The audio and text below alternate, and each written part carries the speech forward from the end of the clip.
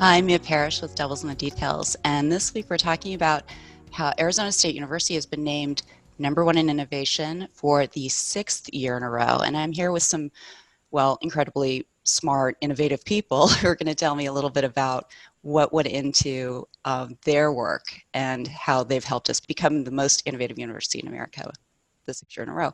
Josh LeBaire, you have hit a really great marker, and what are you famous for right now with innovation? Well, our group has set up coronavirus testing here at Arizona State University. Part of what we did is to establish the first public testing using saliva, and we've now topped 140,000 tests that we've done for citizens in Arizona, for the ASU community, and supporting local critical workers in the Valley. And you were not in charge of saliva COVID testing until No, that wasn't what you did. I run the Biodesign Institute at Arizona State University, but when COVID struck and we realized that there was not enough testing in Arizona, our group basically pivoted our technologies and our instruments, and a lot of very intelligent and creative people basically changed everything they were doing to set up testing so that we could provide tests in a private manner, in a safe manner, under regulatory conditions, and be able to do it at scale. How about you, Brian?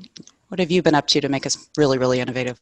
One of the things I've done is work with Starbucks to create a platform called To Be Welcoming, which is really an invitation to individuals to really think about race, class, gender, sexuality, disabilities, and to think about this larger moment that we're in, to have a conversation that really seeks to understand rather than to sway people, and just sort of engage the world around us as it is. And not dissimilar to Josh, you did that ahead of others, right? We did. We started in 2018 with Starbucks. We launched the program in the fall of 2019. What I loved about it, and much like what Biodesign did, is we gathered our experts at ASU around. We put a task in front of them. They grabbed it and executed really beautifully. The teamwork was terrific, and everyone was moving in the same direction, which is, I think, one of the hallmarks of what we do, and part of what makes us innovative is that folks really are pushing in the same direction. Andrea. My name's Andrea. I'm here to represent Desert Wave. We're an underwater robotics team out of Arizona State, and a nonprofit in Chandler called Si Se Puede Foundation. The WAVE stands for Women in Autonomous Vehicle Engineering, and we're like a great snapshot of what it looks like when the university works with other groups in the community. And you are an all-female underwater robotics team. We're only 2 years old. Our first year we ranked 3rd in the world, and then this past year we improved to 2nd in the world. Fantastic. Yeah. Very cool, very cool. Mick, how about you? What have you been up to? Well, I'm one of probably a couple hundred people that have helped ASU reach its climate neutrality goal 6 years early. So last year, 2025 was our goal for what's called Scope 1 and 2 emissions, and we achieved it last year after, I think we've all been working on it, or not all of us all at the same time, but a lot of people since about 2003. So a lot of energy efficiency work, renewable energy work, carbon offsets, renewable energy credits, the whole enchilada, commuting, trying to get people to use alternative transportation. So it's a big, diverse effort, very complicated issue, but I'm happy to be part of the team that's made that happen. I view myself not so much as a climate scientist who tries to understand what climate does. I'm a consumer of that science. I'm on the other side of it. What do we do about it? And our work is about collecting CO2 back out of the atmosphere so we can create those negative emissions, those offsets Michael will need to balance the books, because I have a hard time seeing that airplane not emitting CO2. We are working on what we call a mechanical tree. We are now working with a European-American startup. We will be building, and you can actually see it starting out at Biodesign C out front. We are building a little pad where sometime in the spring you will see the first mechanical tree actually collecting CO2. Jim, I haven't heard from you. You're up to some really Yeah, interesting things. yeah. Hey, good morning. Like Andrea, I'm working with robotics with robots like this Mars rover, Perseverance, behind me. I lead the team at ASU that's built the stereo zoom cameras that are going on this rover. It's on its way to Mars. Its orbit will intersect the orbit of Mars on February 18th of next year, hopefully gracefully. We'll set down on the surface and start the next Mars rover mission. So we'll be running those cameras and studying the geology and helping the rover's drive and taking pictures of the rover's helicopter test flights starting in February. So no big deal, just going into space.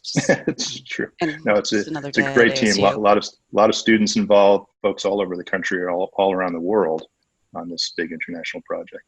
Betsy, bringing us back to Earth. You're working on some really interesting things. Yes. Hi, good morning. Betsy Fowler with ASU Prep Digital. I'm specifically getting to work on the Arizona Virtual Teacher Institute. We basically pose the question, what would it take to make sure that every single teacher in the state of Arizona has the training and support to upskill during this pandemic, to understand what it's going to take to make sure that our Arizona youth don't miss a beat in their education. So we, along with the Arizona Department of Ed, Governor Doug Ducey's office, and the private foundation Helios Education Foundation, came together to design this Virtual Teacher Institute. And so we're well underway. We've been working on this for the past 6 months and really brought it to scale within the last few months, serving over 3,000 teachers already and over 600 schools across the state, and more to come. So it's been busy, along with all the wonderful work that Prep Digital is doing to innovate right now. How do you foster a spirit of innovation at ASU? How do you make that work, make that happen? Jim, tell me more.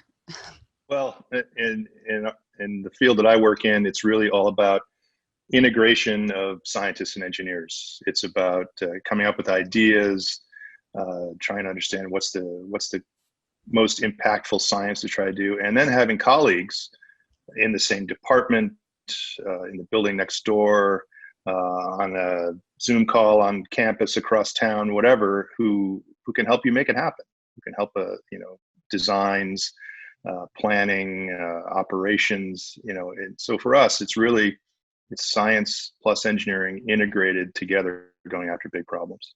One of the things is, instead of asking, what can we do? The first question is always, what needs to be done?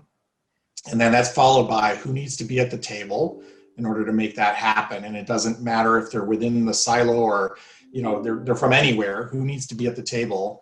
And then I think another important follow on is, if we can't seem to figure out how to get there, it's like, okay, well then let's just rethink the whole thing. Maybe we're just not thinking in a big enough box. And so I think the combination of that approach and then the interdisciplinary ability to pull those different people together that you need, that's what enables this to get done. Yeah, I would agree with that. I think it's a combination of having an environment that fosters the ability to be creative and innovative, and having an outstanding team of, as you mentioned, transdisciplinary individuals who can come together. There have been a number of groups, for example, that tried to get testing going in their universities, and many of them didn't end up succeeding. And I think part of that was because they were thinking unidimensionally, and they weren't able to embrace the challenges that arose in other areas. And I think what made us strong was having a team that could, when we couldn't get enough samples, for example, from nasopharyngeal swabs, there's just no way to handle 100,000 people that way, to think, well, let's go a different direction. Let's do saliva instead. And having the ability to bring in people, the chemists, to figure out how to do that, and the operational people to figure out how to collect those samples, and the database people to figure out how to collect that information and get it back to people safely. Having that team being able to innovate was key. I think to twist the phrase a little bit, necessity was the mother of innovation. Yeah, I think part of it is also persistence. You had this problem and people say, well, I got nasal swabs, it's impossible. So you say, well, maybe we can use saliva and we can use clever statistics and do better that way. The same here, the idea that you pull CO2 out of the air for years was considered impossible. And then for some people to this day, maybe we shouldn't do that because that would allow us to use jet fuel in an airplane. And that's not what we want, right? So overall, you have to have a climate that actually allows you to move out on a limb and try things out and try things which are outside of your comfort zone. Right? I'm not a chemical engineer, but I have to figure out chemical engineering problems, right? So that comes with trying to actually solve a problem rather than saying, I have my little niche here in which I can play. And I think that's one of the things ASU is really good at fostering. But it makes me so proud to be a part of a university that sort of has this mantra of let's start with yes and then move back from there. And, I think about that's why folks like the governor's office and Department of Ed and Helios were able to come to us and said, can you train all the teachers in Arizona and can you get it up in 2 weeks time and can you deliver with excellence? And we just said, yeah, let's do it. It makes me so proud to be a part of that. To facilitate innovation, I believe there are two important things that you need to hit. Being able to provide the opportunity and then to lead by example. I totally agree with that. I also think that ASU has figured out that innovation is not an adjective, but a verb. We do it. And I think that there's something profoundly important about not just having a bunch of great ideas, but actually putting them into action, into shape, whether it's landing a robot on Mars or working hard to figure out the COVID issues or thinking about teachers or really having significant conversations about things like equity and gender and other kinds of issues. I think everyone is sort of moving forward and actually doing innovation rather than talking about it. Thank you all so much for joining me today on Devils in the Details. We're talking about being number one in innovation, and I love that we are everywhere from on the ground helping teachers become better, coming up with COVID tests when we need them, to getting out into space and figuring out how to take CO2 out of the air. I don't know how much. Oh, and underwater robotics. So we're in all the places and working together, and it's really inspiring. So we are doing innovation, we're living it.